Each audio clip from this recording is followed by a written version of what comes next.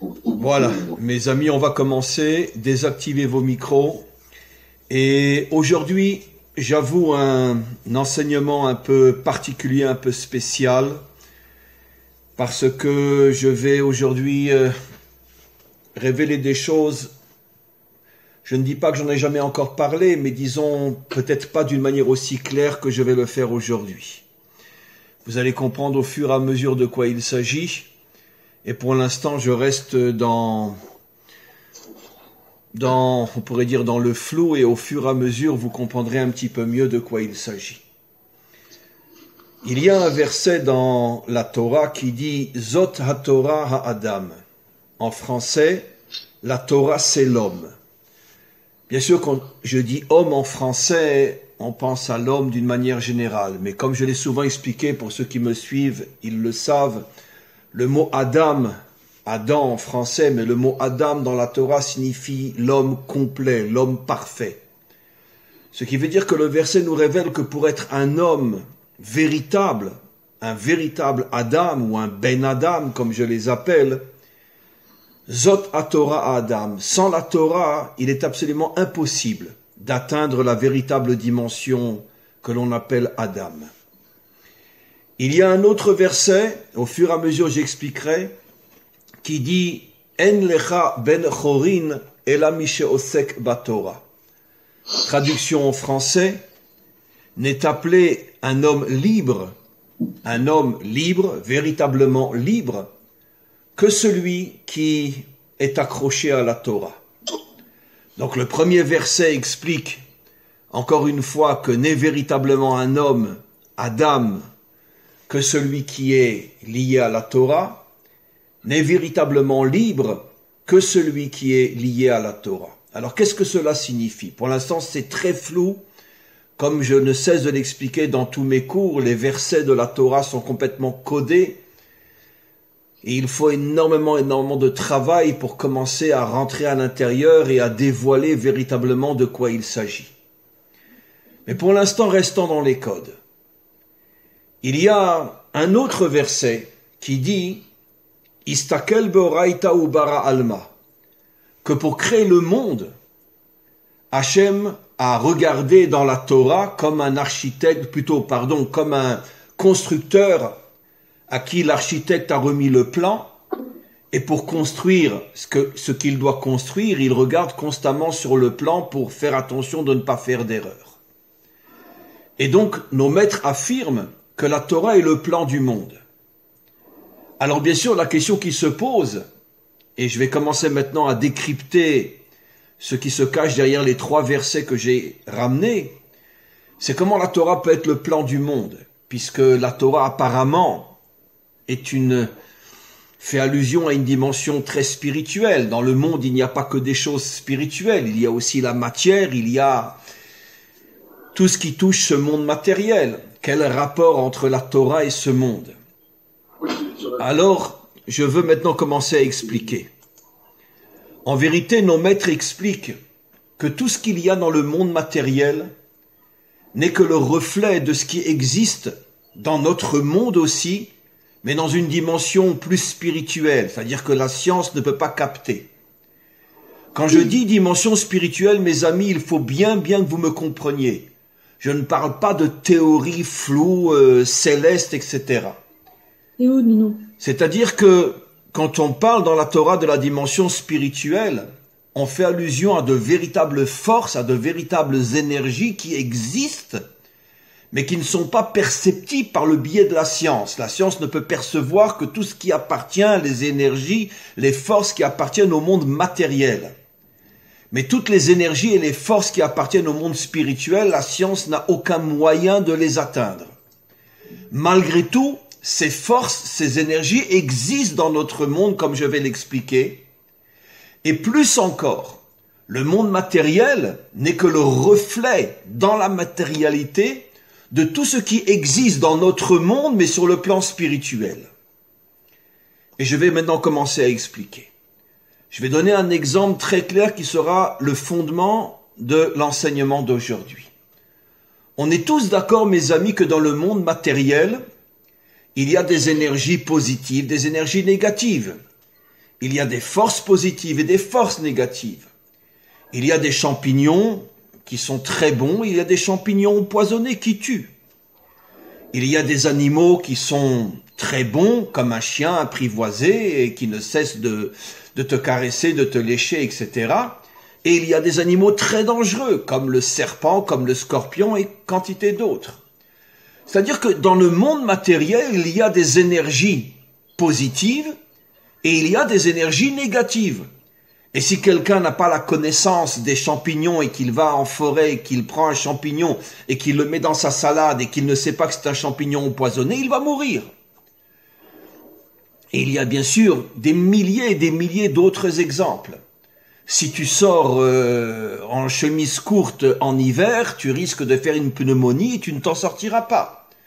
De même, si tu sors habillé avec un anorak, des gants et un bonnet en plein été, tu risques aussi de tomber malade et de t'affaiblir énormément. Ce qui veut dire que le monde matériel, je sais que je dis des choses que vous savez, mais vous allez comprendre pourquoi j'insiste. Le monde matériel est rempli de positivité et de négativité. C'est vrai au niveau de la matière, c'est vrai au niveau des hommes. Il y a des hommes qui sont des menteurs, il y a des hommes qui sont des roublards. Il y a des hommes qui sont très gentils, il y a des hommes qui sont prêts à donner beaucoup d'eux-mêmes pour aider quelqu'un d'autre. C'est-à-dire que tout ce monde matériel est rempli de positivité et de négativité. Mais comme je l'ai expliqué, ce monde matériel, avec tous ses points positifs et tous ses points négatifs, n'est que le reflet parfait et exact de tout ce qui existe sur le plan spirituel, mais qui n'est plus perceptible par les moyens que la science ou que toute autre forme on pourrait dire de science, comme la biologie ou d'autres choses, met à notre disposition. Et ça, c'est la Torah qui le révèle. La Torah nous révèle que sur le plan spirituel, il y a aussi des énergies positives et négatives qui rentrent dans l'homme, l'affaiblissent et le détruisent. Et j'expliquerai un peu plus tard de quel genre de destruction s'agit-il. Tout va être précisé de la manière la plus claire possible, ne vous inquiétez pas. Et là, je vais vous étonner. La Torah, par exemple, parle de cacheroute, de ce qui est permis de manger et ce qui est interdit de manger. Malheureusement, 100% des non-juifs, plus ou moins avec quelques exceptions, et j'oserais presque dire même 99% des juifs, s'imaginent que la cacheroute ne concerne que les juifs, puisque la Torah a été donnée aux juifs, et c'est dans la Torah qu'il est dit tu ne mangeras pas de porc, ou tu ne cuiras pas et tu ne mangeras pas ensemble un steak que tu as cuit dans le beurre, le mélange entre le lait et la viande. Et donc, comme la Torah a été donnée aux Juifs, ça ne concerne pas le non-juif. Un non-juif a le droit de manger du porc. Un non-juif a le droit, sans aucun problème, de faire cuire son steak dans de la crème fraîche. Il peut manger des moules, il peut manger des crustacés, il n'y a aucun problème. Mes amis, je vais vous révéler quelque chose aujourd'hui. Cette erreur qui existe chez 99% des Juifs, qui s'imaginent que la cacheroute ne concerne que les Juifs, à plus forte raison, pratiquement 100% des non-juifs, qu'est-ce que la Torah m'intéresse, je ne suis pas juif. Eh bien, sachez que c'est une erreur. Quand la Torah interdit certains aliments, elle interdit ces aliments parce qu'elle veut nous faire comprendre que ces aliments dégagent des énergies qui, une fois rentrées dans l'homme, puisque la nourriture se transforme et devient le corps de l'homme, que lorsque la nourriture est intégrée par le corps, de la même manière qu'il y a des champignons qui tuent et des champignons qui sont très bons, mais vu de l'extérieur, on ne voit pas la différence entre tel champignon et tel champignon, exactement de la même manière, il y a des nourritures qui, sur le plan spirituel, sont porteuses d'énergie et de forces négatives, qui, lorsqu'elles vont rentrer dans le corps humain, vont l'affaiblir, et plus encore, on expliquera dans quelques instants. Mais vont l'affaiblir et le rendre malade. Malade sur le plan moral et spirituel, je vais expliquer dans quelques instants. Pas forcément sur le plan physique comme du poison dans un champignon ou autre. Mais il y aura des dégâts qui vont être causés dans le corps humain. Quand la Torah nous dit, excusez-moi de parler comme ça, mais comme je dis toujours, comme dans la chanson de Goldman, on est de la même famille, donc on peut se parler franchement et d'une manière transparente. La Torah interdit À un juif, c'est vrai, mais je vais dans quelques instants prouver le contraire, de ne pas avoir une relation avec une femme qui est dans sa période. Ça concerne les juifs, ça. Malheureusement, pas tous les juifs le font. Et aujourd'hui, malheureusement, avec l'assimilation et la laïcité, même dans le peuple juif, je ne sais pas si la majorité respecte cette loi-là. Mais nos maîtres nous expliquent que quand tu vas avec une femme qui est encore dans sa période, même si c'est pas au moment où ça coule vraiment, mais bon, elle est encore dans sa période, ça fait rentrer en toi des énergies négatives qui te détruisent entièrement, sur le plan moral et spirituel.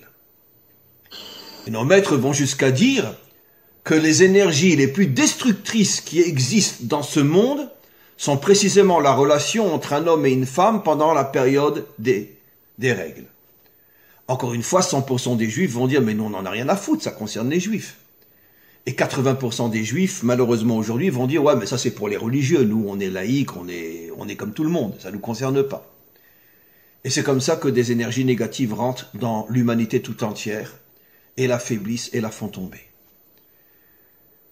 Ce que je veux vous expliquer, mes amis, juifs et non-juifs, c'est qu'en vérité, toutes les lois de la Torah concernant les interdits, je dis bien les interdits, sont des révélations incroyables de ce qui existe dans le monde spirituel, qui lui aussi contient des énergies qui ne sont pas moins dangereuses que celles d'un champignon mortel ou le venin d'un serpent. Et lorsque tu les fais rentrer en toi, elles te détruisent. Et elles détruisent l'humanité tout entière.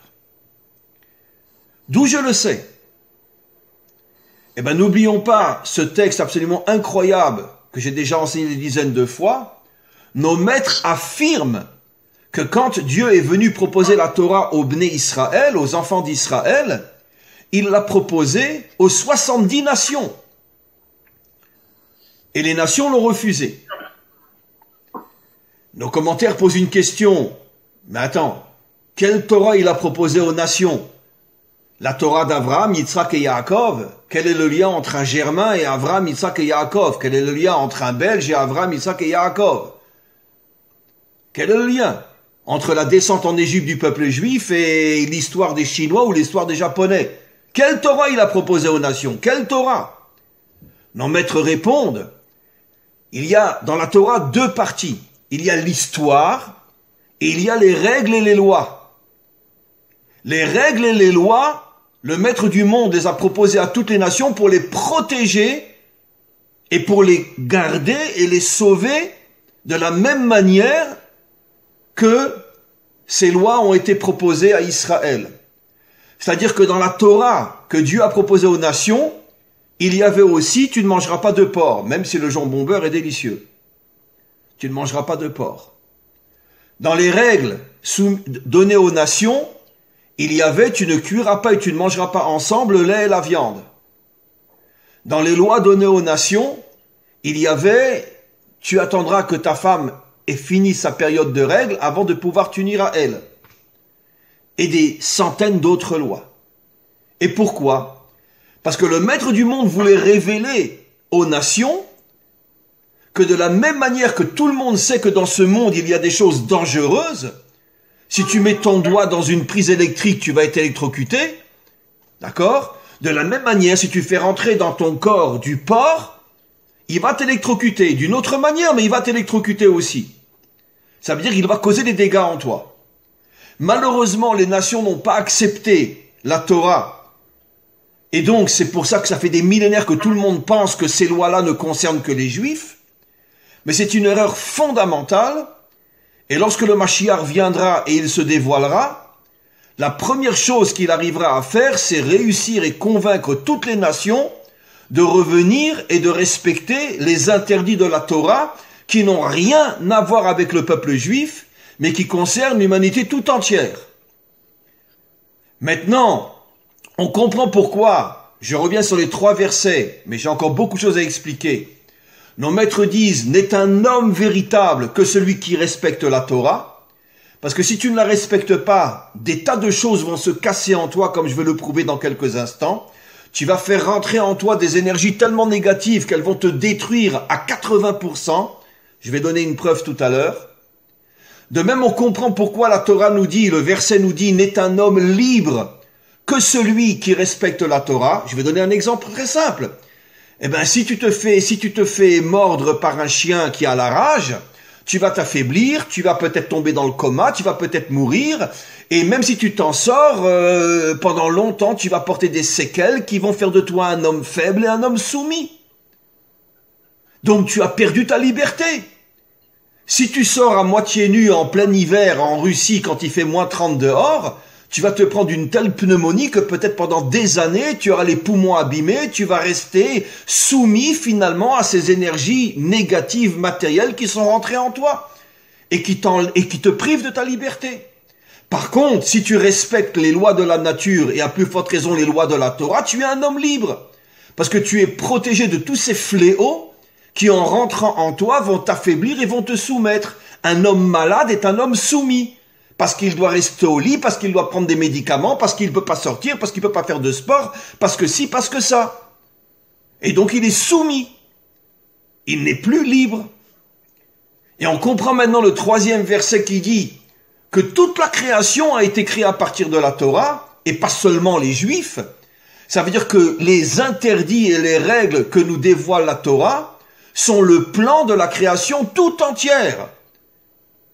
Si tu manges des moules, si tu manges des crustacés, et pourtant c'est très bon, j'en ai mangé dans ma jeunesse, mais bon, ça ne veut pas le dire.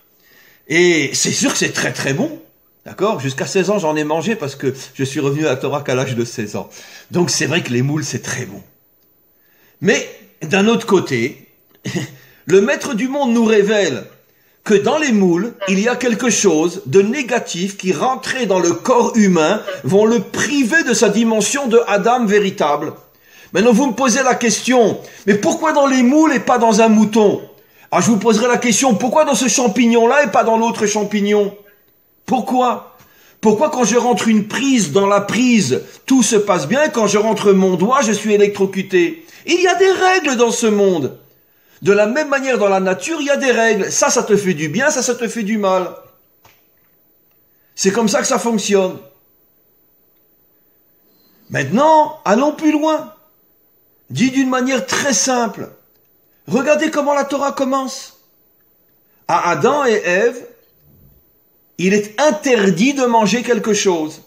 Bon, vous savez tous que c'est des codes et qu'il y a des milliards d'explications. Mais prenons celle qui nous concerne aujourd'hui, car dans chaque verset, dans chaque histoire de la Torah, c'est des milliards et des milliards d'explications. Mais prenons celle qui concerne le cours d'aujourd'hui. Il y a un interdit. Si tu le manges, tu vas mourir. Qu'est-ce que la Torah nous révèle, même compris de la manière la plus simple? Il y a des nourritures qui tuent. Mais pas forcément physiquement, qui vont te tuer sur le plan spirituel et moral. La nature tue des fois physiquement, mais les énergies spirituelles tuent moralement et spirituellement. Et regardez toute l'histoire de la Torah depuis que Adam a mangé. Après, ils ont 2 enfants. Commence le premier meurtre de l'histoire. Ah, donc Caïn tue Abel. Après, on arrive à la génération du déluge, où la débauche, la pédophilie, toutes les pires cochonneries, nos maîtres nous disent qu'il n'y avait pas un homme qui couchait pas avec son chien, il n'y avait pas une femme qui se faisait pas coucher par un chien, une débauche inimaginable, et on en arrive au déluge. Et après le déluge, vous croyez que les hommes ont compris la leçon? Non! La preuve, tout de suite après le déluge, qu'est-ce qu'on voit dans la paracha de Noé? La tour de Babel. Naît le plus grand et le premier qui est le modèle de toutes les dictatures Nimrod, qui veut finalement détruire tous les peuples en les rassemblant autour de son projet pour que lui gagne du fric et tous deviennent ses esclaves. Ce qu'on vit aujourd'hui. Et on ne fait que commencer. Et donc, on voit que même après le déluge, toute l'humanité est détruite. Et ça continue. Jusqu'à ce qu'arrive Abraham, le premier et le seul qui ose s'affronter à Nimrod. Qu'est-ce qu'on comprend de là? Tu as mangé de ce fruit interdit, tu as fait rentrer en toi des énergies qui vont faire que tes enfants vont chuter, ton fils va tuer son frère, et puis la chute va continuer jusqu'au déluge, où on préférait coucher avec une chienne que coucher avec sa femme, ou plutôt qu'avoir une relation avec sa femme, excusez-moi, d'accord? Et nos maîtres disent clairement que les relations entre les animaux et les hommes, c'était devenu le standard, plus encore qu'un homme et une femme. Et puis après, on en arrive à la tour du déluge, et la tour de Babel, pardon. Et après, toutes les civilisations de dictature, pharaon, et jusqu'à aujourd'hui. Sauf qu'aujourd'hui, comme je dis toujours, la démocratie, c'est la belle vitrine qui nous empêche de voir ce qui se passe vraiment derrière. Et donc, depuis le jour où Adam a mangé de ce qui était défendu, toute l'humanité n'a cessé de tomber, jusqu'à aujourd'hui. Les guerres, la débauche, l'idolâtrie, la corruption. Parce que à partir du moment où Adam a fait rentrer en lui des énergies négatives, ces énergies ne cessent de se multiplier parce que, évidemment, les enfants ne vont, si les parents n'ont pas accepté, les enfants ne vont pas accepter non plus, et tout dégringole, jusqu'à la fin des civilisations. C'est aussi une forme de mort. Les civilisations qui disparaissent les unes après les autres. Il n'y a pas une seule civilisation qui existe encore aujourd'hui. Et je pense que vous ressentez tous, plus ou moins, ce que je vais vous dire maintenant. On commence à assister à la fin de la civilisation occidentale. Je ne sais pas si c'est dans notre génération, mais dans celle de mes enfants, l'Occident va s'écrouler complètement. Sur le plan économique, sur le plan social, sur le plan tout. De la même manière que la Grèce a disparu, et pourtant Alexandre le Grand, qui aurait pu imaginer qu'une puissance pareille allait disparaître, qui aurait pu imaginer que les Romains allaient disparaître. Qu'est-ce qui reste des Romains aujourd'hui? Quelques arènes à Rome qu'on peut aller visiter. Qu'est-ce qui reste des Babyloniens? Qu'est-ce qui reste des Perses? Qu'est-ce qui reste de l'Égypte de Pharaon? Qu'est-ce qui reste? Rien. Qu'est-ce qui reste des Ottomans? Rien. Pourquoi? Parce que malgré leur puissance incroyable, le venin qui était en eux les a rongés petit à petit, et ils sont tombés. Alors maintenant, revenons à Israël comme je l'ai souvent expliqué. Israël, comme vous le savez, est descendu en Égypte avec 70 personnes. Nos maîtres posent la question, pourquoi 70? Pourquoi pas 85? Nos maîtres nous disent parce que Israël n'est pas un peuple en soi. Israël est le laboratoire expérimental de l'humanité tout entière. C'est-à-dire que si les nations avaient l'intelligence de comprendre qu'Israël est le modèle de l'humanité tout entière, elles comprendraient à travers notre histoire que ce qu'elles-mêmes sont en train de vivre sans le savoir. Et donc les 70 personnes qui descendent en Égypte et qui vont devenir des esclaves sont en vérité le modèle de ce qui se passe au niveau de l'humanité tout entière. Toute l'humanité est esclave. Mais la seule différence entre un Français esclave et un Juif esclave, c'est que le Juif, lui, il le vit dans sa chair, parce qu'il a été déraciné de sa terre, il est éparpillé au milieu des nations, et il le vit. Tandis qu'un Français qui est né dans son village et qui meurt dans son village, d'où voulez-vous qu'il pense qu'il est esclave? Parce que non, je suis très bien, moi, je vais très bien. Personne ne m'embête. Mais parce que, comme j'explique toujours, la différence entre Israël et les nations, c'est que Israël vit le mal aussi dans son extériorité, alors que les nations ne le vivent que dans leur intériorité et elles n'en sont pas conscientes. Et quel est le grand modèle que Israël nous transmet? C'est précisément la Torah dans laquelle nous sommes en ce moment, le deuxième livre, le livre de l'Exode. De quoi on parle?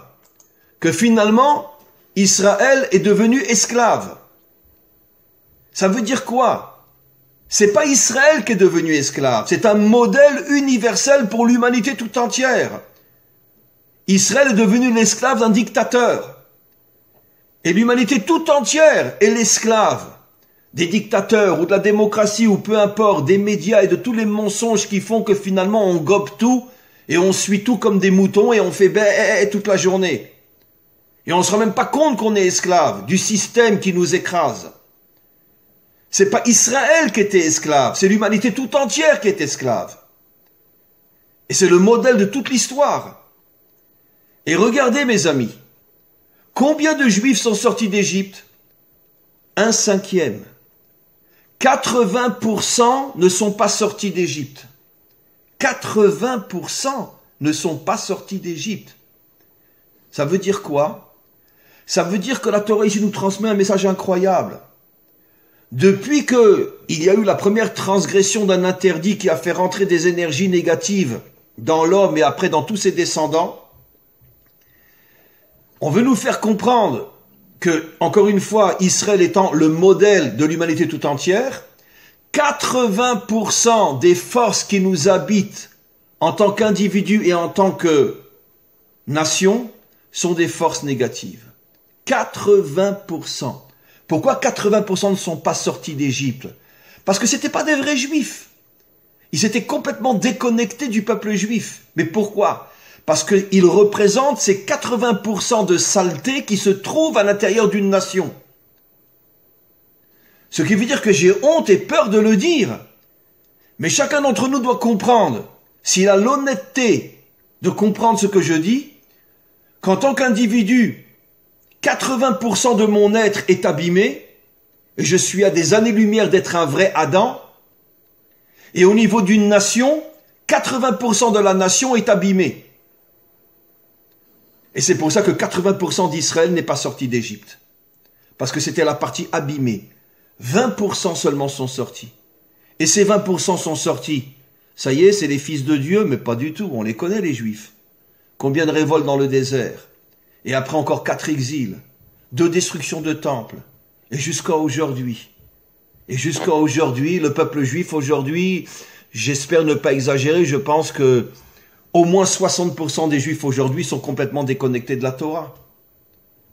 Ça veut dire que même la partie qui est sortie, elle est encore dans une situation où il va falloir la purifier, la purifier, la purifier, la purifier. Et combien de Juifs sont exclus dans toutes les générations parce que finalement ils portent en eux tout le négatif qui doit disparaître.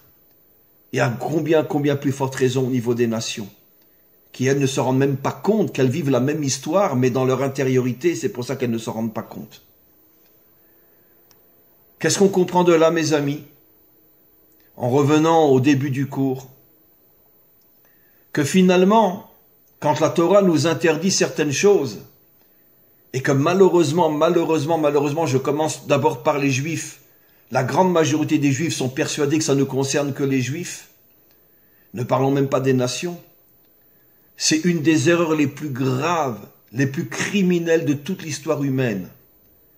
Parce que le fait que les nations ne se sentent pas concernées, et le fait que 90% des Juifs pensent que ça ne concerne que les Juifs, c'est ce qui maintient l'humanité tout entière, y compris le peuple juif, dans une situation où tous les jours, dans toutes les générations, on absorbe constamment des énergies négatives qui nous affaiblissent et nous transforment en esclaves.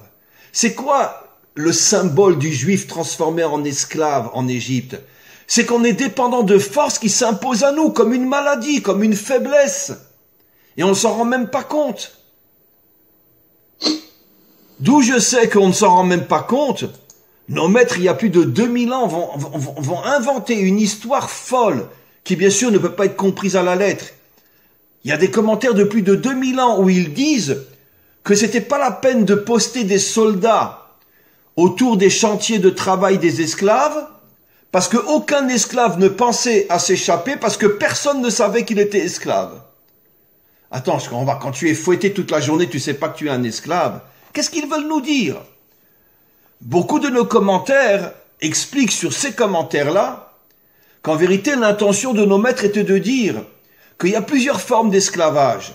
Il y a l'esclavage réel où tu sens et tu ressens que tu es esclave, mais celui-là n'est pas le plus dangereux, comme j'ai toujours expliqué, que quand tu vis sous une dictature, tu finiras tôt ou tard par te révolter.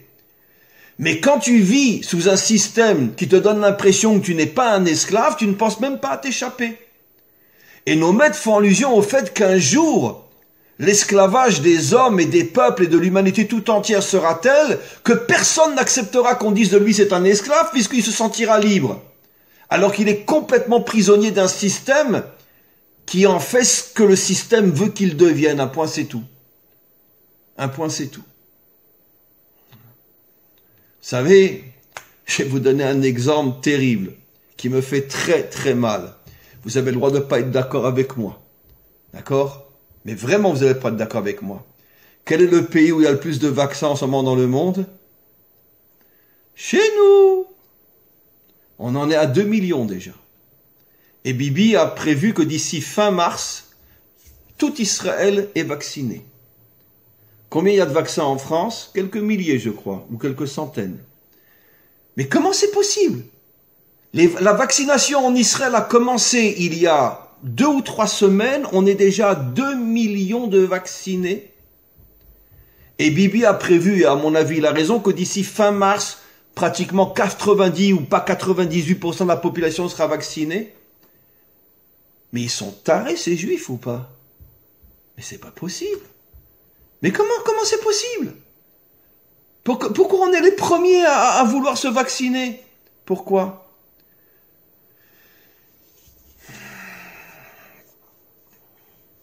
Bon, je vais pas dire du mal des juifs puisque je suis juif. Mais qu'est-ce que je comprends de là?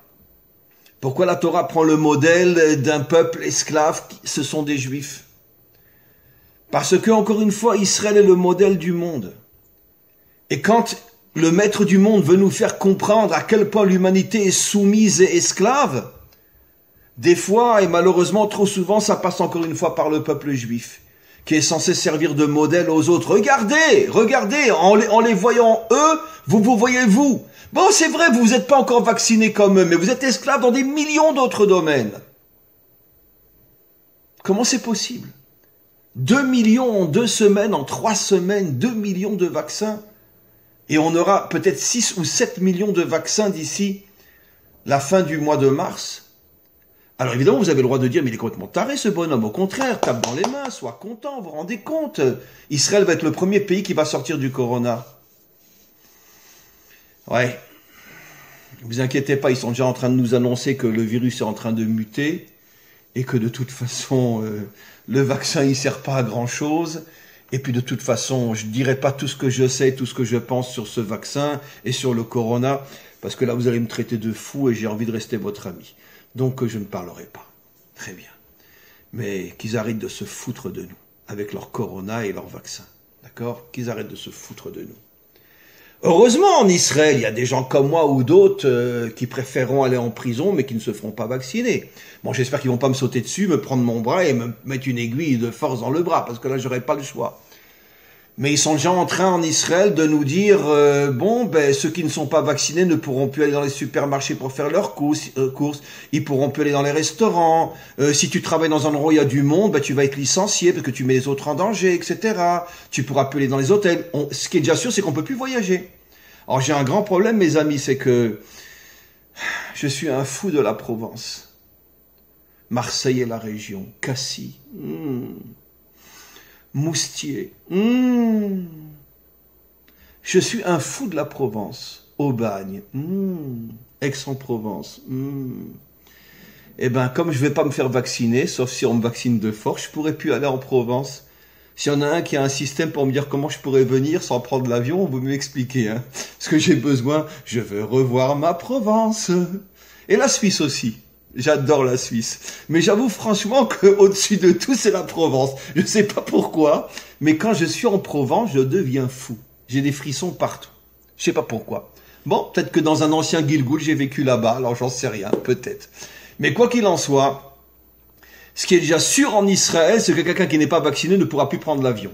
Donc c'est un sacré problème. Moi qui donnais des séminaires 2 ou 3 fois par an partout dans le monde, et j'avais même prévu d'aller en Afrique, puisque j'ai tellement maintenant d'élèves en Afrique, j'étais prévu d'aller en Afrique. Bon, ça va m'être très difficile, voire impossible. Mais en tout cas, je sais pas. Mais ils prévoient même, on peut plus aller dans les supermarchés, on peut plus aller dans les restaurants, on peut plus aller dans les hôtels. Bon, je pense qu'il y a quelques dizaines, voire même peut-être quelques centaines de milliers en Israël qui se vaccineront pas. C'est-à-dire les derniers vrais juifs. 20% sur 100%. 80% vont se vacciner. Et 20% ne se vaccineront pas. Pourquoi? Pour des raisons très simples. Depuis quand on injecte un vaccin avant de l'avoir expérimenté pendant des années? C'est la première fois que maintenant, au bout de quelques semaines, on veut nous injecter un vaccin alors qu'il n'a pas été suffisamment expérimenté, on n'a pas suffisamment de recul. Avec tous les dangers d'un vaccin, que tous les médecins le savent, même un vrai vaccin peut être très dangereux. Alors à plus forte raison un vaccin qui n'a jamais été expérimenté. Et à plus forte raison, je ne dirai pas tout ce que je sais, mais j'en sais pas mal sur ce soi-disant vaccin. Mais peu importe. En tous les cas, ce que je vais expliquer par là, c'est que même la partie qui est sortie d'Égypte, elle contient encore en elle des scories qu'il faut nettoyer, nettoyer, nettoyer jusqu'à la délivrance finale. Mes amis, vous imaginez quand le Mashiach va venir et qu'il va falloir purifier toutes les nations. Vous imaginez lorsque le Mashiach va nous faire comprendre que dans chacun d'entre nous et dans chaque nation, 80%, c'est des scories impures qui rongent l'humanité tout entière. Comment qu'on va arriver à se nettoyer? Ça va pas être facile. C'est pour ça qu'on croit que, toujours comme je dis toujours, dans toutes les religions mensongères, le Messie va venir et puis ça y est, tout le monde, allez, aime-toi les uns les autres, Woodstock, religieux, etc. Non mais... La délivrance, mes amis, je pense pendant des décennies, va être un travail pénible, douloureux, difficile. Je ne parle pas de guerre ou de choses comme ça. Non, le Mashiach sera là. Mais la purification du monde va prendre des décennies. Rien que pour purifier 2 milliards de Chinois. Et vous imaginez? Avec tout ce qu'ils mangent. Ils mangent des souris, ils mangent des lézards, ils mangent des... Mais vous imaginez? La purification du corps chinois? Ce que ça va prendre, c'est inimaginable. Et d'une manière générale dans le monde entier, puisque le monde entier ne respecte pas les lois de la cacheroute ou autres. Mon message pour terminer avant vos questions, mes amis, est le suivant. C'est un message très fort, très très fort, mais croyez-moi, d'une authenticité plus que parfaite. Je m'excuse de parler comme ça, mais c'est parce que je vous aime et parce que je veux que vous en arriviez à accomplir le message que je vous donne. Mes amis juifs et non juifs, respectez les lois de la Torah. Je sais que c'est très dur de se priver d'un jambon beurre. Mais d'un autre côté, si on savait ce que le jambon beurre fait comme dégâts dans le corps humain, avec toutes ces énergies négatives, la Torah ne s'est pas adressée uniquement aux Juifs. Je vais aller plus loin, mes amis. La première chose que le Mashiach fera quand il va se dévoiler, et je pense que beaucoup iront se planquer, je les comprends aussi, c'est que le Mashiach demandera la circoncision à tous les hommes de l'humanité tout entière. Mais c'est évident. C'est évident. La circoncision n'a pas été donnée aux Juifs uniquement. La preuve, c'est que Ishmaël, qui est le père fondateur de l'islam, s'est aussi circoncis et jusqu'à aujourd'hui, les musulmans se circoncient aussi. Pas exactement comme les Juifs, mais enfin, ils ont quelque chose de la circoncision. Je m'excuse de parler comme ça. Jésus n'était pas circoncis. Paul n'était pas circoncis. Les apôtres n'étaient pas circoncis. Pourquoi les chrétiens ont décidé de ne plus se circoncire? Parce qu'ils ont pris ce qui les arrangeait. Ils n'ont pas pris Jésus. Ils ont pris la partie qui les arrange. Mais le vrai Jésus, ils ne l'ont pas pris. Sinon, il se serait circoncis aussi, forcément, puisqu'il était circoncis. Et Jésus, vous pensez qu'il mangeait du porc? Vous pensez qu'il mélangeait le lait et la viande? Mais qui peut imaginer une chose pareille? Non. Alors pourquoi on a pris uniquement ce qui nous intéressait de lui? Je parle des nations, bien sûr. Pourquoi? Si tu le considères comme étant ton modèle, alors prends tout de lui. Et mange cachère toi aussi. D'ailleurs, c'est un message absolument incroyable dont je commence à comprendre en vous le disant. Toute la chrétienté repose sur un juif qui mangeait cachère et qui était circoncis. Donc ça veut dire quoi? Le message est clair. Même les chrétiens sont concernés par la circoncision et par la cacheroute. Forcément. Donc mon message à mes amis est le suivant. Et peut-être que ce message se diffusera encore plus et encore plus dans le monde. Vous n'êtes pas obligé de m'écouter. Vous n'êtes pas obligé de vous plier à ce que je dis. Mais par amour et par respect pour vous, je vous dis la chose suivante. Mangez cachère. Essayez d'accomplir un maximum de lois concernant les interdits de la Torah. Je parle des interdits de la Torah parce que toute transgression d'un interdit fait rentrer dans le corps humain des énergies qui vont faire énormément de mal. Alors je sais que c'est un petit peu délicat ce que j'ai révélé aujourd'hui. Je sais que je vais me faire descendre par le monde entier, évidemment, mais c'est ma nature et c'est mon choix, je ne parle qu'en sachant qu'après un tsunami de choses vont me tomber sur la tête, autant des non-juifs que des juifs. J'imagine combien de rabbins vont me sauter dessus, ils vont me dire, espèce de crétin, comment tu oses dire à un non-juif de manger cachère, mais ça ne le concerne pas, il n'a pas reçu la Torah. Alors je répondrai, bon ben commence à apprendre la Torah et tu me parleras après, parce que la Torah tu la connais pas. Mais croyez-moi que ce que je dis est vrai. Et récemment, je terminerai juste, parce que je veux vraiment que vous me posiez des questions, je terminerai juste en disant que récemment j'étudiais un texte dans le Zohar qui disait que quand le Mashiach se dévoilera, je l'avais déjà dit dans des cours, mais là je l'ai relu dans un texte du Zohar, dans la paracha de la paracha de Shemot, tiens, la paracha de cette semaine, où il y a plusieurs pages qui parlent de la venue du Mashiach. Dans la paracha de Shemot, dans le Zohar, et il y a un endroit où le Zohar dit clairement que lorsque le Mashiach se dévoilera, des millions de non-juifs se joindront à lui pour être à ses côtés, pour lutter contre le mal. Par contre, tous les dirigeants non-juifs seront contre lui. Ça veut dire que déjà le Zohar, il y a plus de 2000 ans, fait la différence entre les peuples, les citoyens et les dirigeants. C'est pour ça qu'à chaque fois que moi je parle et que je dis des choses négatives sur les nations, je ne parle jamais des peuples, qu'à Dieu ne plaise. Je parle des dirigeants. Mais le Zohar nous dit que des millions de non-juifs se mettront du côté du Mashiach. Mais ça veut dire quoi plus concrètement? Ça veut dire qu'ils comprendront que finalement eux aussi sont concernés par la Torah du Mashiach, qui est la Torah universelle qui concerne tous les hommes et toutes les femmes, pour les protéger justement de toutes ces forces négatives qui sont dans le monde, pas seulement sur le plan matériel, mais sur le plan spirituel aussi. Voilà mes amis. Alors, vous avez des questions, j'espère. Qui est le premier qui se jette dans l'eau? Harry. Moi. Bonjour Rav. Oui. Il y a eu Lilith qui a été créée, après il y a eu Adam et Ève est sortie de Adam. Mais je me posais la question, pourquoi il n'y a pas eu une création de Adam et de Ève? Alors vous posez une question magnifique. Alors sachez que d'après le Zohar, d'après les écrits profonds et cachés de la Torah, nos maîtres nous disent que la première épouse de Adam était Lilith. Et c'est seulement après, quand il a compris qu'elle n'était pas pour lui, comme il est dit dans la Torah, il n'a pas trouvé une aide à ses côtés. À ce moment-là, Hachem a créé Ève. Chava en hébreu, Ève en français. Et au début, il était marié avec Lilith. Et Lilith, comme on le sait, bon, j'aime pas le mot en français, en hébreu, il y a d'autres mots qui choquent moins que la traduction française, mais Lilith était une femme démentielle, c'était un démon.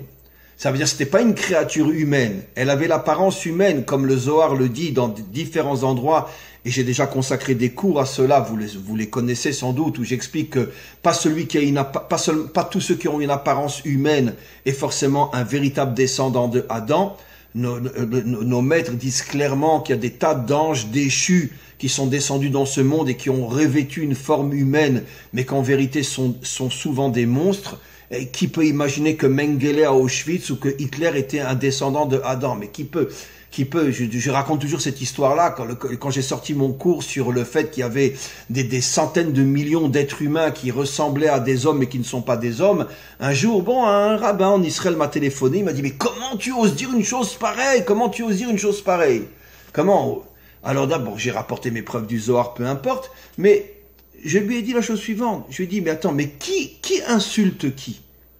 C'est toi qui insultes l'humanité tout entière quand tu oses dire que Mengele, qui ouvrait des enfants de 7-8 ans, qui leur ouvrait le ventre et faisait des expériences sur des êtres vivants, lui c'est un descendant de Adam qui est appelé une créature divine, Tselem Elohim, il est à l'image de Dieu. »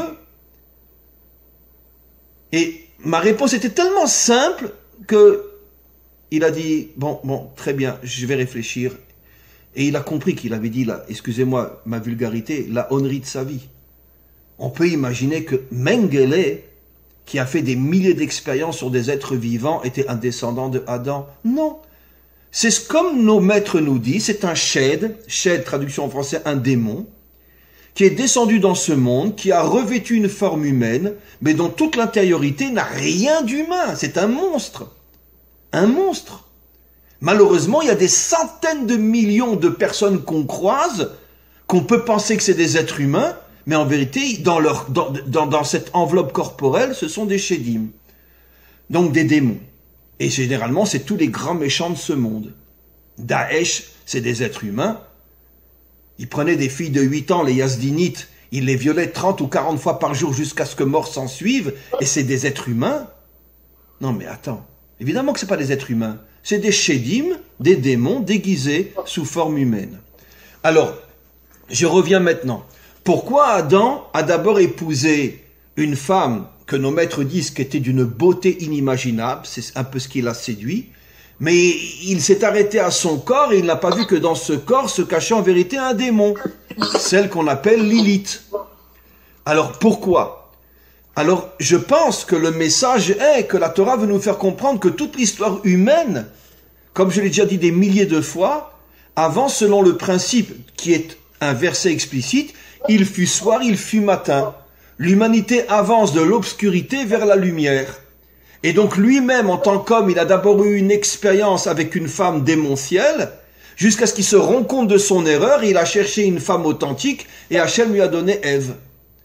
Et c'est tout le système, c'est tout le parcours de l'humanité. Le monde, il y a des millénaires, était un monde barbare, un monde païen, un monde idolâtre. Bon, c'est sûr qu'on est loin d'être sorti de toutes les saletés dans lesquelles on vit, mais enfin, on a quand même évolué, le monde occidental, sur énormément de points par rapport au monde païen et barbare d'il y a 2 ou 3 000 ans. Donc, le monde avance de l'obscurité vers la lumière. Et c'est pour ça d'ailleurs que l'histoire humaine a commencé avec la faute de Adam. De manière à faire tomber le monde de l'obscurité jusqu'à ce que vienne le Mashiach, ce sera la lumière. Il y a des raisons profondes à cela, c'est pour donner à l'homme la possibilité de se battre contre l'obscurité, de se battre contre le mal et d'arriver à la lumière. Il fut soir, il fut matin, il fut noir, il fut jour. Donc c'est sûr que le plan est d'obliger l'homme à se battre contre le mal afin d'arriver à la lumière. Et c'est pour ça que toujours tout commence par le mal et après on arrive par le bien. Voilà. Y a-t-il encore une question, mes amis? Oui. Véronique. Oui. Oui. Bonjour Rav, merci de me donner la parole. Alors, je partage tout ce que vous dites et alors, bon, très concrètement sur les problématiques vaccins. C'est vrai qu'en France, on est on est moins dans on vous oblige, mais effectivement ils vont nous avoir comme ça, c'est-à-dire que ils commencent, c'est pas obligatoire, mais vous n'aurez pas la possibilité de voyager, de faire si bon. Donc moi j'essaie de résister jusqu'au bout du bout. Je vous avoue, c'est pas très gentil ce que je vais dire, mais je souhaite parfois qu'il y ait un accident de vaccination très vite, parce que comme quand même en France, il y a quand même des médecins qui se lèvent, il y a un certain mouvement qui fait que c'est pas aussi évident. J'ai encore un petit espoir que on a quand même malgré tout comment dirais-je, au niveau des libertés fondamentales avec la CNIL, le Conseil d'État, quand même des gens qui peuvent encore réagir sur les libertés fondamentales, quoique la CNIL se soit beaucoup écrasée récemment par rapport aux impératifs de sécurité sanitaire. Donc si vraiment on est confronté au fait d'être obligé, parce que sinon on ne pourra plus vivre, est-ce que vous pensez que si au moment où on est vacciné, on fait des prières où il y a des mantras de la Torah pour nous protéger, parce qu'à un moment donné, si on peut vraiment pas résister, qu'est-ce que vous préconisez? Écoutez, très sincèrement, je vous répondrai avec beaucoup d'humilité que je ne sais pas comment les choses vont évoluer. Elles changent tous les jours. Je pense que les gouvernants et les médias font tout pour nous jeter dans un flou inimaginable. Je vous signale qu'en ce moment en Israël, on est en nouveau en quarantaine pour au minimum 15 jours et ils commencent déjà à nous dire que ce sera peut-être plus que 15 jours. On vit une situation catastrophique en Israël depuis le début du corona, l'effondrement de toute l'économie moyenne, etc. Les gens n'ont plus de travail, beaucoup n'ont plus de quoi manger, etc. Et tout le monde, je dirais, les êtres humains véritables ressentent qu'il y a une conspiration derrière toutes ces horreurs inimaginables. Et que malheureusement, il nous aura fallu des années pour se rendre compte, à nous aussi, peuple juif en Israël, que le gouvernement en Israël était à la solde de tous les gouvernements mondiaux, occidentaux, et faisait partie d'un groupe de conspiration qui qui n'était pas différent ici de ce qu'il est en France ou ce qu'il est ailleurs. Malheureusement, il nous aura fallu des décennies pour arriver à ouvrir les yeux. Et c'est toujours ce que je dis, que depuis qu'on porte des masques, tous les masques sont tombés. Et donc, nous sommes des centaines de milliers à ne plus avoir confiance du tout dans nos politiciens ici en Israël, parce qu'ils font partie du monde occidental et de la démocratie qui n'est qu'une vitrine pour arriver à dominer le monde entier. Et le projet avance à une rapidité qu'on ne peut même pas imaginer. Maintenant, encore une fois, par rapport à votre question, c'est très difficile. Moi, j'ai pris sur moi, et autant que je peux, que, évidemment, je ne me vaccinerai pas. Maintenant, s'ils me mettent en prison, j'ai 4 policiers qui viennent chez moi et qui me prennent mon bras de force et qui me mettent une piqûre, qu'est-ce que vous voulez que je fasse? Je ne sais pas si on en arrivera là, mais j'ai des craintes. J'ai sincèrement des craintes parce que je vois que la dictature est en train de se dévoiler de plus en plus derrière cette soi-disant démocratie qui, pendant des siècles, n'était qu'une vitrine. Et aujourd'hui, encore une fois, tous les masques tombent. Donc, je peux pas vous répondre clairement. Mais, disons, je voudrais aussi vous répondre étant en relation avec énormément de professeurs et de médecins. Est-ce que je peux donner Juste un instant, Daphné. Juste un instant. Excusez-moi. Étant en relation avec énormément de médecins et de professeurs de par le monde, car vous imaginez le nombre d'élèves que j'ai, et ce qui me permet aussi d'avoir parmi eux énormément de médecins qui m'ont raconté des choses absolument incroyables. Et il faut savoir que les effets du vaccin ne vont pas être immédiats. Je dis pas qu'il y aura pas un mort par-ci par-là, mais ça c'est dans tous les vaccins qu'il y a un mort par-ci par-là. Mais par contre, ils vont nous obliger à faire un vaccin au moins 1 à 2 fois par an. Ça, c'est sûr et certain, pendant des années. Et c'est au fur et à mesure qu'ils vont introduire dans le vaccin des produits qui, sur des années, vont commencer à contrôler le cerveau humain, l'être humain, etc. Et ce n'est que peut-être dans 7 ou 8 ou 10 ans que vraiment on va voir les effets extrêmement négatifs de ce vaccin. Mais il sera déjà trop tard. Parce qu'entre-temps, on se sera déjà un petit peu affaibli, etc. Je pense que le premier vaccin qu'on a reçu en Israël, celui-là ne fera pas vraiment de dégâts. Le deuxième, un petit peu plus peut-être, mais très très légèrement. De toute façon, tout est voilé par les médias. Évidemment, si quelqu'un va mourir d'un vaccin, vous imaginez qu'ils vont nous dire qu'il est mort du corona. Les médias aujourd'hui sont le plus grand mensonge qui existe sur Terre. Moi, personnellement, je n'écoute plus les médias. Moi, tout ce que je le sais par mes amis médecins ou scientifiques ou biologistes qui sont dans le monde. Mais je ne peux plus écouter les informations aujourd'hui. Quand j'écoute les informations, j'ai envie de vomir. Mais vraiment, parce qu'on sent le mensonge avec une telle puissance que c'est insupportable. En Israël comme partout ailleurs. Et donc, je pense, d'après tout ce que j'ai entendu d'amis qui sont très versés dans la science, que c'est seulement sur 7, 8, 10 années peut-être que les effets extrêmement négatifs de ce vaccin va commencer à faire des effets. Mais chaque année ou chaque vaccin un peu plus, mais toujours avec cette nuance qui fait que je me rends pas compte encore vraiment qu'on est en train de me détruire. Et quand ça sera le coup final et que toute l'humanité va être transformée en robot, à la solde de quelques trusts qui veulent dominer le monde, à ce moment-là, il sera déjà trop tard. Ils n'ont pas commis cette erreur idiote de faire des milliers de morts après le premier vaccin. Sinon, tout le monde va sortir dans les rues, tout le monde va se révolter. Ils ont le temps. Ils le font sur 7, 8 ans, 9 ans, 10 ans, mais encore relativement tôt par rapport à nous. Dans 10 ans, c'est pas tellement long. Et si, encore une fois, les choses sont vraies, encore une fois, je vous dis très sincèrement que je ne peux pas affirmer que tout ce que je dis est 100% vrai. Mais disons que il y a suffisamment de doutes et de certitudes entendues à droite, à gauche pour avoir le droit de se méfier. Et si effectivement tout ce que l'on dit est vrai, on va vers une situation où toute l'économie mondiale, au niveau des gens moyens comme nous, va s'écrouler, tous les grands trusts vont tout récupérer, et on va tous être à la solde de l'économie mondiale qui est entre les mains des grands trusts.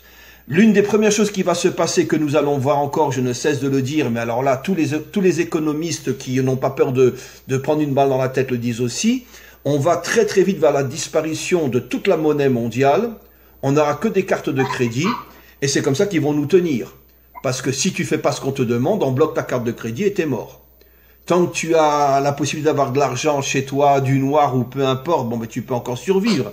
Mais quand tu auras plus d'argent, ça c'est le premier objectif. Ils vont détruire toutes les monnaies. Il y aura plus de banques. Toutes les banques seront uniquement électroniques, donc aucune possibilité de parler avec qui que ce soit. Et à ce moment-là, ils te tiennent. Tu nous déranges, on bloque ta carte pendant 1 mois, 1 semaine, 3 semaines. Tu nous déranges vraiment, on bloque ta carte complètement. T'as plus de quoi manger, t'as plus rien, t'es mort. Donc ça c'est la première étape qu'on va encore voir d'ici, je pense, encore plus vite que les effets du vaccin. Donc encore une fois, chère Véronique, j'ai pas une réponse claire à vous donner parce qu'ils font tout pour nous mettre dans un flou tellement énorme que personne ne sait vraiment ce qu'il y aura demain. Mais quoi qu'il en soit, on ne fait que rentrer dans une situation qui va être de pire en pire. Regardez dans un autre domaine ce qui se passe aux États-Unis avec Trump, etc. Mais c'est du jamais vu. C'est de la folie pure ce qui se passe. Vous vous rendez compte qu'ils lui ont bloqué ses Twitter, tous ses comptes sont bloqués. Et pas seulement lui, tous ceux qui sont avec lui, etc. C'est-à-dire que toutes les informations qu'il voulait diffuser, il peut même plus les diffuser aujourd'hui. Il y a un complot mamache de toutes les institutions gouvernementales. Vous savez qu'ils lui ont enlevé ses gardes du corps. Vous savez ça? Tous ces gardes du corps lui sont... Non, il a plus de gardes du corps. Aujourd'hui, il est dans un camp militaire au Texas et il est protégé par les soldats. Ah oui, il est plus à la Maison Blanche. Il s'est enfui mais ça, on vous le dira jamais dans Le Monde ou dans tous vos journaux français. Comme chez nous, ils ne nous le disent pas. Mais moi, je le sais parce que grâce à Dieu, j'ai tellement d'élèves aussi aux États-Unis qui me l'ont dit. Il s'est réfugié dans un camp militaire au Texas, dans un camp où il savait qu'il était de sa tendance à lui, et il est protégé par des militaires aujourd'hui. Ça veut dire qu'il n'a plus de garde du corps. On peut le descendre comme un rien aujourd'hui s'il n'était pas dans ce camp militaire. C'est de la folie ce qui se passe. Et dès que Biden va arriver au pouvoir, il va tout faire sous la table pour que l'Iran ait la bombe atomique. La première bombe atomique, il le souhaite, elle va tomber sur Israël. Et puis comme ça, le complot mondialiste peut continuer. C'est comme ça que ça va fonctionner. Voilà, Daphné, vous aviez une question? Daphné? Oui? En fait, je voulais répondre... Oui, vous m'entendez? Oui, très bien. Attendez. Oui, c'est bon, ouais, je crois que c'est bon. Oui, je voulais en fait apporter des informations... Disons que par rapport au vaccin, bien sûr, nous... On vous entend mal, Daphné, on vous entend très mal. On vous entend pas. Mais par exemple, c'est même... Je m'entends pas. Alors attendez, je vais à un endroit où il y a plus d'internet. Excusez-moi, parce que c'est pas évident, il y a du bruit à la maison. Est-ce que vous m'entendez mieux? Oui, ici, oui. Est-ce que vous m'entendez mieux? Oui. D'accord, excusez-moi. En fait, ce que je voulais dire, c'est que par rapport en fait au vaccin et par rapport à cette obligation que l'on pourrait avoir de se faire vacciner ou pas, la question c'était est-ce qu'il y a quelque chose que l'on pourrait faire? Alors moi, à titre personnel, je voudrais vous partager quelque chose qui, à mon avis, peut aider beaucoup de personnes, même si c'est pas très connu, mais ça l'est en fait quand on rentre un peu dans les recherches. C'est à propos de l'argile et des bienfaits de l'argile. En fait, l'argile, que ce soit au niveau cataplasme, mais aussi au niveau consommation interne, ça veut dire le mélanger avec de l'eau et l'avaler, ça permet en fait d'avaler tout en fait. Tout ce qui est Raal, tout ce qui est poison, tout ce qui est virus. J'ai connu Baruch Hashem une personne qu'on a soignée comme ça. Comment vous le mangez? Comment vous l'achetez cette argile? Où ça se trouve? Alors en fait voilà, ceux qui sont en France, ils ont de la chance, ils peuvent en avoir très facilement. C'est pas compliqué. Ceux qui sont en Israël, je pourrais vous donner des références où on peut trouver de l'argile qui vient de France et qui marche très bien puisque bon moi je l'essaye, ça fait maintenant 2 ans et demi que je suis avec l'argile et ça fait 6 mois que je le prends en ingestion. Baruch Hashem, on a pu soigner des personnes qui étaient malades du corona comme ça. En 4 jours, ils ont été relevés. Donc, c'est quand même merveilleux. Mais il n'y a pas que ça. Hein. Tout ce qui est grippe, tout ce qui est... par exemple, mes enfants, le mal de ventre, ça dure une demi-heure, le mal de ventre. Gastroentérite, une journée maximum. Envoyez-moi sur WhatsApp. Envoyez-moi sur WhatsApp les endroits en Israël. Ce que je voulais juste dire, c'était ça. C'est que par rapport au vaccin, si par exemple on se trouve face à une situation où on est obligé de le faire, je pense qu'en avalant des quantités d'argile avant et après, et à un cataplasme, le vaccin, il n'y aura plus rien. Il va être complètement bouffé par l'argile. étant donné que même la radioactivité, on l'utilise aujourd'hui pour avaler la radioactivité. Donc voilà, c'est tout. C'était juste un aparté par rapport à cette réponse. Merci beaucoup. Envoyez-moi sur WhatsApp les endroits où on peut acheter vous dirai, en Israël. D'accord. Oui, et les quantités aussi. Quelles sont les quantités? Voilà. Oui, ça c'est pas un problème. Regardez sur YouTube Jade Allègre. Jade Allègre, elle est médecin et elle parle beaucoup de l'argile et elle donne toutes les quantités, tout ça. Elle a même parlé. Vous pouvez écrire, écrivez. Oui, je vais l'écrire sur le chat. Comme ça, tout le monde pourra voir le nom de ce médecin. Y a-t-il encore des questions? Laurence, vous vouliez poser une question? S'il vous plaît. Oui, Liliane, oui. Tout ce que vous avez démontré a été repris ou est complotiste. C'est ce que nous disent tous les médias. Mais vous savez, des fois je me pince pour savoir si je suis bien vivante. Parce que ça, franchement, c'est digne d'un roman de science-fiction. Et Dieu sait que je n'aime pas la science-fiction. Mais on est vraiment mal parti parce que même en France, vous vous rendez compte, le Var qui était épargné, puisque vous aimez la Provence, je viens de recevoir de mon frère l'information que le couvre-feu est reporté à 18h au lieu de 20. Oui, j'ai entendu, oui. C'est dingue. Mais où est-ce qu'on va aller? Oui. Ils veulent quoi? Ils veulent que les gens se suicident? C'est pas possible. Oui. En fait, c'est une mort morale, ce qui est beaucoup plus grave qu'une mort physique. Je suis 100% d'accord avec vous. Tout ce qui se passe aujourd'hui dans le monde est d'abord de tester la réaction des gens, d'affaiblir les gens, et de voir leur capacité à se soumettre à toutes ces lois démocratiques qui sont en vérité des lois de dictature pure et simple. Vous savez ce que m'a dit mon frère aîné? Il m'a dit, si tu ne te fais pas vacciner, je ne te verrai pas. C'est fou ça. Mais vous savez, c'est pareil en Israël. Si quelqu'un comme moi ou des dizaines ou des centaines d'autres osent parler contre le vaccin, on est traité de criminel, d'assassin, de pauvre type, de malade mental, de rabbin déguisé. Enfin, on est insulté comme c'est pas possible. Moi, au début, quand je voyais sur Facebook, quand je voyais des gens qui parlaient du vaccin, etc., de manière positive, au début, j'écrivais des choses pour essayer d'expliquer que c'est pas 100% comme les gens le croient. Je me suis fait tellement descendre que j'ai arrêté d'écrire sur Facebook parce que j'ai jamais été insulté de cette manière-là. C'est de la folie. Si tu oses parler contre le vaccin aujourd'hui, dans la mesure où 90% des gens sont pour le vaccin dans le monde entier, si tu oses parler du vaccin, et en Israël n'en parlons pas, puisqu'on est déjà en 15 jours, on est à 2 millions de vaccinés en Israël. Alors si tu oses parler contre le vaccin, mais tu vas être traité de nazi, tu vas être traité de criminel. On est mis en quarantaine. On est mis en quarantaine. Ça c'est sûr et certain. Oui, Rachel, oui. Bonjour, c'est Rachel Yehoudit. Oui. Est-ce que tout ce qui se passe, tout ce qu'on est en train de vivre, ça fait pas partie du projet divin quand même? Mais 100% d'accord. Si on approche de la Géoula. Rachel, 100% d'accord. Mais comprenez bien ce que je vais vous dire, parce que je vais vous dire quelque chose de très délicat qui m'oblige à rentrer sur un champ de mine et je prie pour ne pas exploser ou me faire exploser. J'explique. Tout est le plan divin. Tout. C'est sûr que c'est Dieu qui dirige le monde.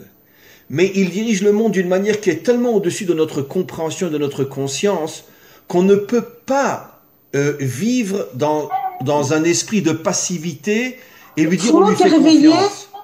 J'explique. Auschwitz et Treblinka, où était Dieu? Vous comprenez bien l'hébreu? Alors, regardez, Rachel, j'ai un YouTube avec des milliers de cours en hébreu. Rentrez sur mon YouTube, vous marquez en hébreu Arav Dinovitch. Regardez le dernier cours que je viens de mettre en hébreu, où je parle justement, exactement, c'est la réponse à votre question. C'est incroyable. Où j'explique la chose suivante. C'est sûr que Dieu dirige le monde. C'est sûr que Dieu a accepté Auschwitz et Treblinka. Mais on ne peut pas comprendre. Ça dépasse l'entendement. Ça dépasse notre compréhension. Il faut de la émouna, il faut de la foi, c'est vrai. Mais ce que Dieu veut nous faire comprendre, c'est que la confiance en lui ne peut pas nous dispenser d'une action concrète. Parce que combien, avant la Shoah, vous savez combien, même Jabotinsky lui-même, vous savez combien de Juifs sillonnaient toutes les villes en Pologne, en Lituanie, etc., et prévenaient les Juifs de ce qui allait se passer. On les traitait de complotistes, on les traitait d'idiots, on les traitait de ci. Et finalement, on s'est retrouvé 9 millions dans les chambres à gaz. C'est pas 6 millions, c'est 9 millions, comme on le sait aujourd'hui. Donc, et beaucoup de rabbinim à l'époque disaient, mais non, il exagère, faut faire confiance en Dieu, c'est lui qui dirige le monde, etc. C'est lui qui dirige le monde. Hitler, Mengele, Auschwitz, Treblinka, etc., etc., etc. Et des choses que j'ose même pas dire de ce qui se passait. Parce que ce que très peu de gens savent, c'est que toutes les mamans qui portaient leur bébé dans les bras, qui arrivaient à côté des chambres à gaz, les nazis venaient, ils prenaient les enfants et les jetaient directement dans les fours crématoires vivants. Alors où était Dieu? Où il était Dieu? Alors bien sûr qu'il était là, mais nous n'avons aucune connexion, aucune compréhension avec la manière dont il dirige notre monde. On le comprendra un jour, mais pour l'instant non. Donc le fait que Dieu décide de diriger son monde d'une manière qui est complètement au-dessus de notre compréhension, le premier message que nous comprenons, c'est que nous n'avons pas le droit de rester passifs et de se fier uniquement à lui. Et le plus grand exemple que je pense que vous allez accepter, le seul qui est appelé Chai Vekayam dans la Torah, le seul qui est le modèle du juif authentique, qui c'est le roi David. Et le roi David, il passait toute sa journée à dire des psaumes et à attendre que Dieu fasse le travail pour lui. Non! Toute la journée, il était sur son cheval avec une épée et c'est lui-même qui liquidait les ennemis d'Israël. Il n'attendait pas que Dieu le fasse. De là, on comprend qu'un juif authentique, ou je préfère dire un homme authentique, doit avoir une foi absolue, mais en même temps savoir et comprendre que sa foi ne le dispense pas d'agir. On doit agir. Et croyez-moi que si les Juifs avaient accepté d'entendre tous ceux qui, quelques années avant la Shoah, allaient de ville en ville pour les prévenir de ce qui allait se passer, et au lieu de les traiter de complotistes ou de malades mentaux, ils les avaient écoutés, peut-être que la Shoah n'aurait pas tué autant de Juifs qu'elle en a tué. Micha, oui. Oui, bonjour. En fait, j'avais une question. En fait, comment ça se passe? Parce que là, actuellement, soit c'est le confinement, soit c'est la vaccination. Donc, vu qu'on doit agir en la matière et on doit essayer d'avancer, comment on peut faire? Il y a pas tellement de solutions, j'ai l'impression, en termes de champ d'action. Enfin, soit c'est le confinement, soit c'est la vaccination. Je sais pas comment faire. La situation est catastrophique. Je vais donner un exemple. Tu vis en Israël, toi? Paris. Mais pour des jeunes de ton âge qui vivent en Israël, par exemple, ils vont bientôt sortir une loi qui est déjà effective dans les hôpitaux et ailleurs, comme quoi tout celui qui travaille dans un endroit public, s'il ne se vaccine pas, il est licencié et n'aura même pas de chômage. Je vais prendre l'exemple de mes enfants. J'ai des enfants qui sont déjà dans le travail, mariés, qui ont leurs propres enfants. Je suis déjà plusieurs fois grand-père, etc. Mais comment tu veux que j'ai un fils qui a 30 ans ou j'ai un fils qui a 25 ans, comment tu veux qu'il ne se vaccine pas? Ils vont mourir de faim?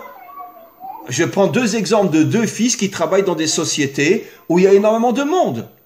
Et ces sociétés vont émettre une loi comme quoi tu te vaccines pas, tu viens pas chez nous. Et comment qu'ils vont faire? Ils n'auront pas de choix, malheureusement, que de céder. Ils ont une femme, ils ont des enfants, comment qu'ils vont tenir? Moi, je peux me permettre, à mon âge, et dans la mesure où je suis indépendant, je peux me permettre de dire je me vaccine pas. Mais je t'avoue, avec la plus grande humilité, j'ai pas honte de le dire, si j'avais 35 ans, j'avais une femme et 5 enfants, je sais pas si je tiendrais. Comment je vais faire? Et c'est comme ça que toute la population mondiale est tenue en otage. Alors les gens de mon âge qui ont 60 et plus, je veux dire, bon, mais c'est pas grave. Par contre, vous savez ce que je voulais vous dire, mais André? Juste un instant. Mais toute la jeunesse et tous ceux qui... Il n'y a pas un système de sécurité qui... Qui c'est qui parle, pardon? Qui c'est qui parle? Brigitte? Qui c'est qui parle?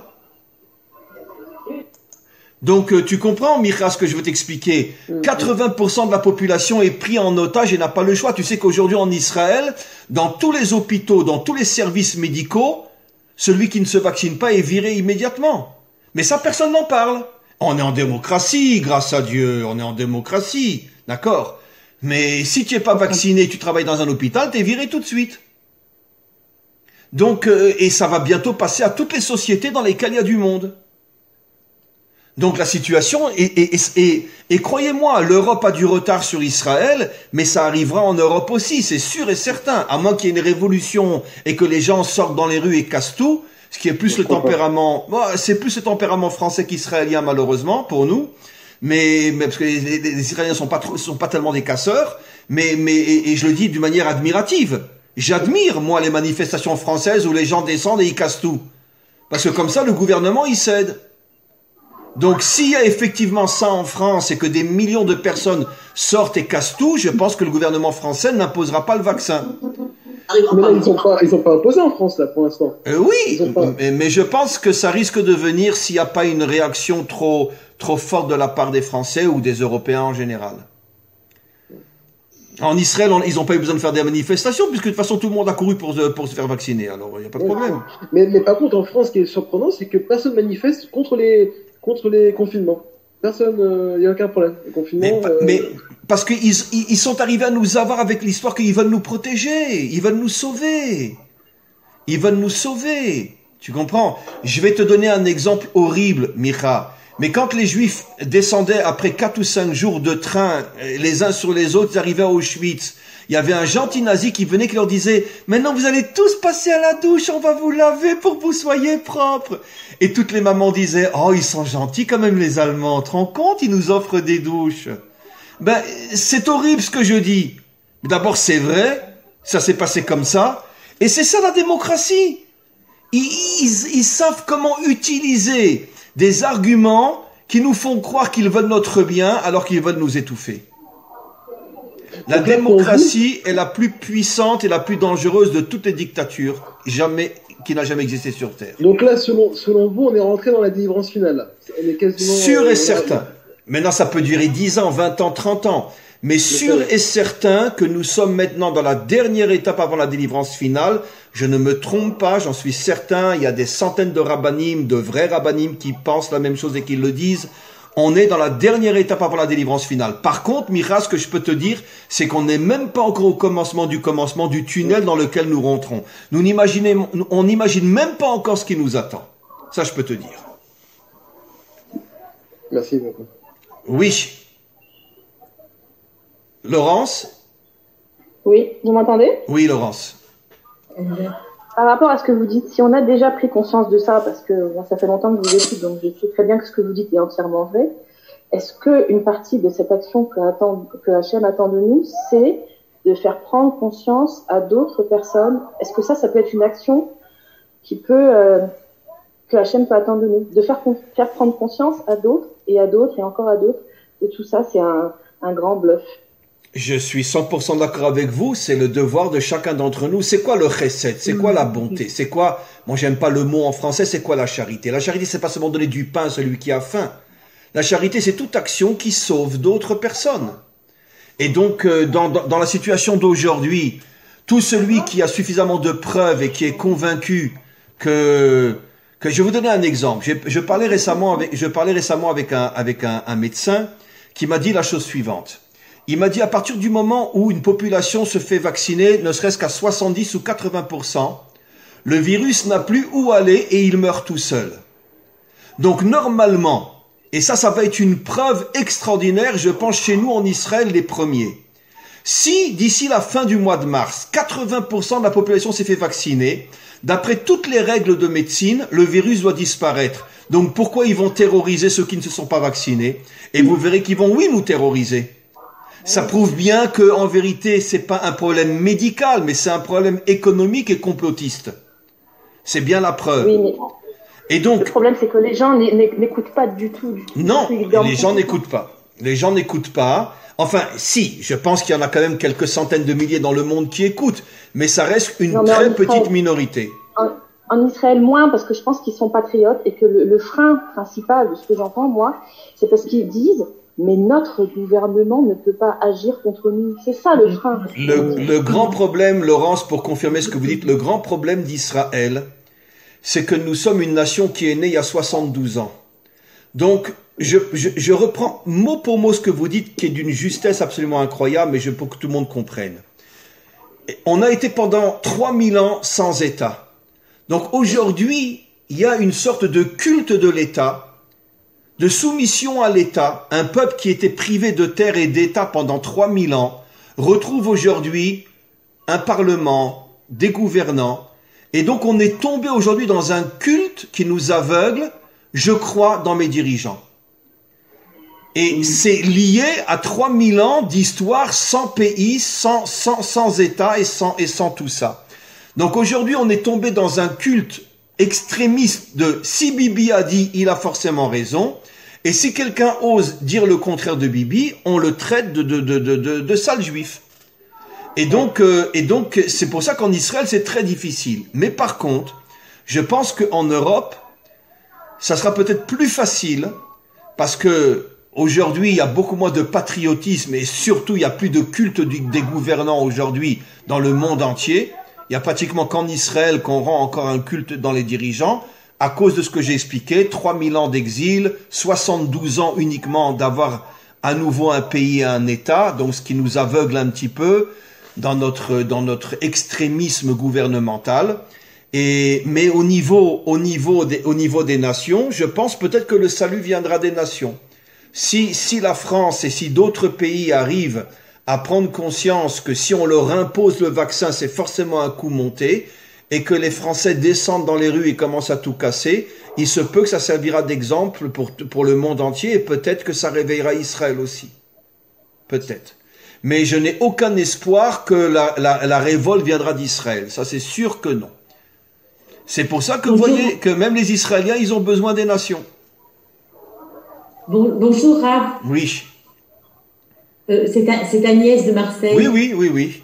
Non, me dites pas, c'est Agnès de Marseille, quand vous dites le mot Marseille, je suis en train de trembler. Alors arrêtez de Marseille. C'est pour ça que je l'ai dit en fait, pour se rapprocher de vous. Voilà.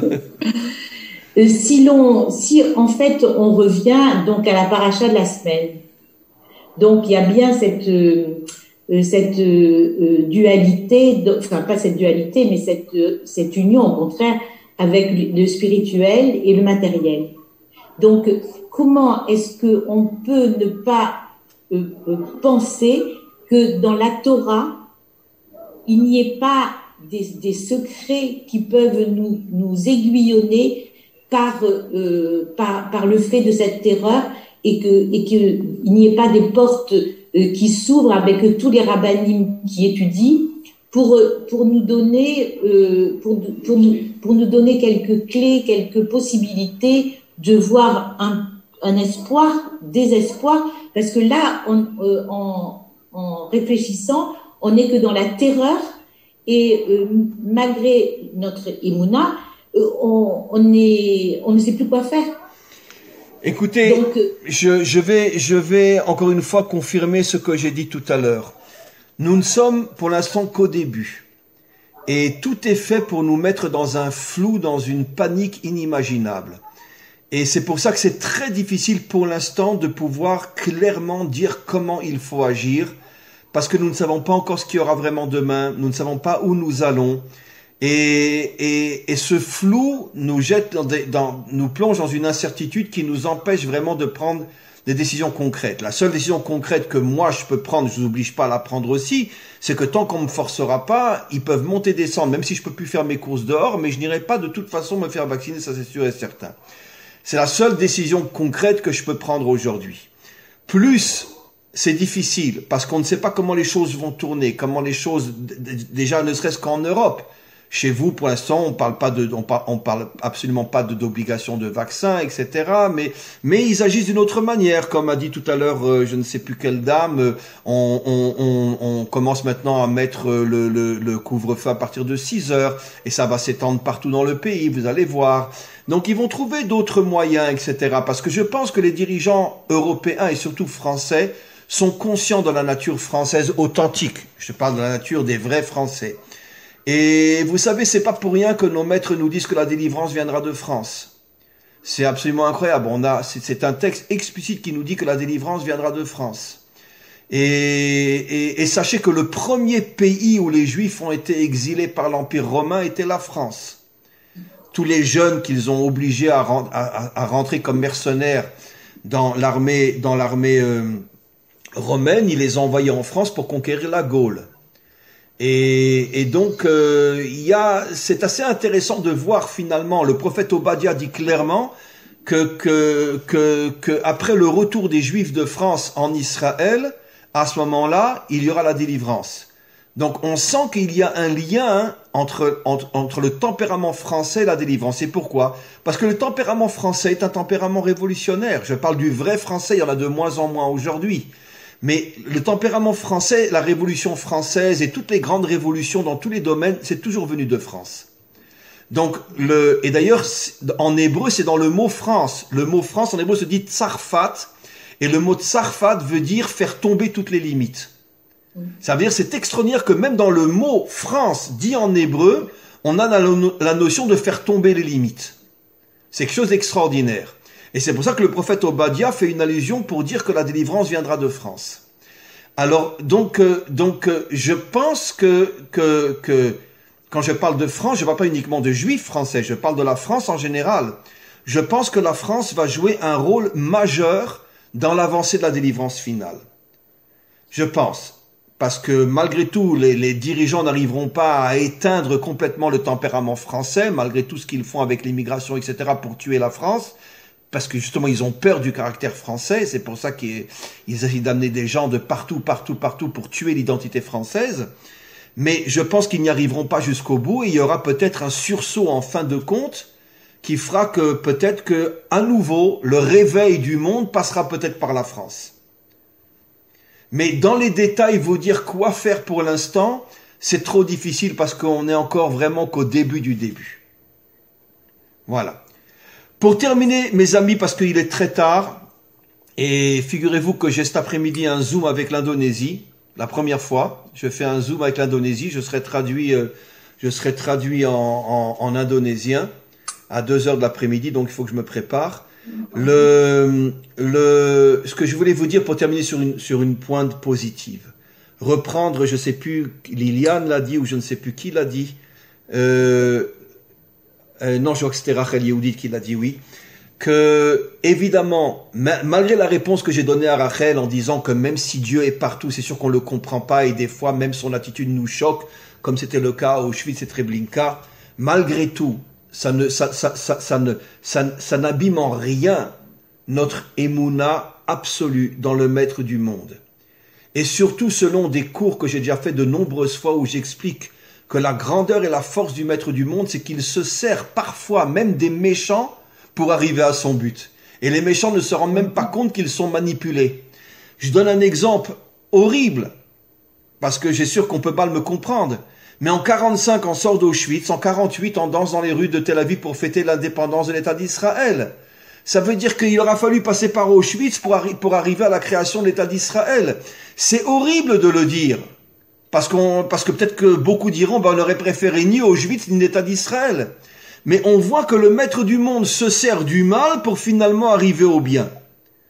Et donc, on doit avoir une confiance absolue qu'on est aujourd'hui dans la même situation.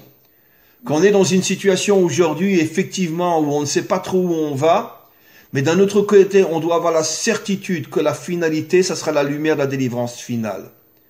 Et dans ce cas-là, on pourra à nouveau prendre l'avion, même si on n'est pas vacciné, et je vous garantis, on se retrouve tous en France, d'accord, en Provence, c'est vous qui allez venir, d'accord, on ira à Moustier. C'est tellement beau, Moustier. On ira à Moustier ou à Cassis, sur les falaises de Cassis. Vous connaissez les falaises de Cassis, là? Elles sont magnifiques. Oui, oui. On ira sur les falaises de Cassis et on se mettra tous à danser et on fêtera la délivrance finale tous ensemble. Vous êtes d'accord? Oui, oui, oui. Alors, oui. très bien. Alors, on se retrouve, j'espère le plus tôt possible, sur les falaises de Cassis, avec une vue de folie, et on se mettra à danser et après, je vous emmène tous à Jérusalem. D'accord? Super, super. Alors mes amis, je vais arrêter parce qu'il faut que je reprenne des forces avant mon Zoom avec l'Indonésie. Je vous remercie énormément. Vous êtes des gens extraordinaires, mais vraiment, je ne cesse de remercier le Maître du monde de m'avoir fait rencontrer des gens comme vous. Vous êtes vraiment la crème de la crème. Vous ne pouvez pas savoir comme je vous aime et comme je vous respecte et comme je vous tiens tellement fort dans mon cœur. Et juste une petite sollicitation que des fois je fais. Est-ce que vous me permettez, parce que c'est un message tellement fort, est-ce que je peux le diffuser sur le site, ce message-là, pour tout le monde, pas seulement pour le groupe Rai? Voilà. parce que c'est un message Merci, tellement Rav. fort.